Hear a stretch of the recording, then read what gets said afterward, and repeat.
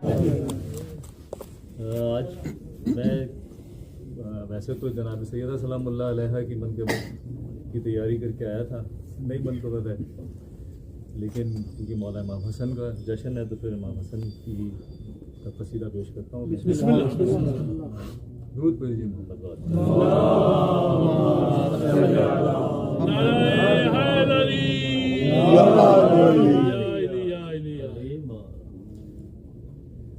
मरहबा ए हसन, मरहबा ए हसन, मरहबा ए हसन, मरहबा ए हसन, क्या बात है, मरहबा ए हसन, मरहबा ए हसन, दिलबर फातिमा जाने खैबर शिकन, मरहबा ए हसन, मरहबा ए हसन, और तुझसे सरसब्ज है गुलशन पंजतन, मरहबा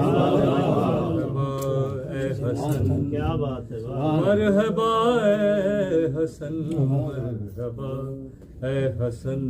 आप लोग भी पढ़े मेरे साथ, मरहबा ए हसन, मरहबा ए हसन, कह दो ये निश्तरे सुलहों की है चुभन, मरहबा ए हसन, मरहबा ए हसन, मरहबा ए हसन, मरहबा ए हसन, दिलबर फातिमा जान खैबर शिकन, मरहबा ए हसन, मरहबा ए हसन।